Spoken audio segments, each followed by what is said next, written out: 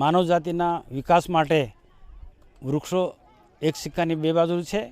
તો એના ભાગરૂપે અહીંયા નર્મદા જિલ્લામાં પણ સામાજિક વનીકરણ થકી અમે અલગ અલગ જગ્યાએ વૃક્ષો નવા ઉગાડવાનું અભિયાન ચલાવી રહ્યા છે.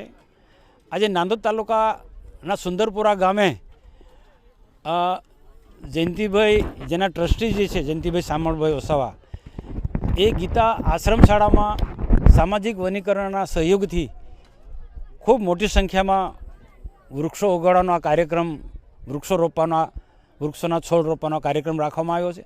આ પ્રસંગે નાંદોદના જે ધારાસભ્ય ડૉક્ટર દર્શનાબેન દેશમુખ, આ વિસ્તારના તાલુકા પંચાયતના સભ્ય હરેશભાઈ વસાવા, આ સંસ્થાના ટ્રસ્ટી જયંતિભાઈ વસાવા, ડૉક્ટર રવિભાઈ અને સામાજિક વનીકરણના ડીએફઓ પ્રજાપતિ સાહેબ, નાયબ નિયામક ગામિત સાહેબ અને આ તાલુકાના વરિષ્ઠ આગેવાનો, નગરપાલિકાના પણ કોર્પોરેટરો અને ગામના વરિષ્ઠ આગેવાનોની ઉપસ્થિતિમાં, મીડિયાના ઉપસ્થિતિમાં આ માં કે નામ એક વૃક્ષ વાવવાનો કાર્યક્રમ રાખવામાં આવ્યો છે. ખૂબ સફળ રહ્યો છે.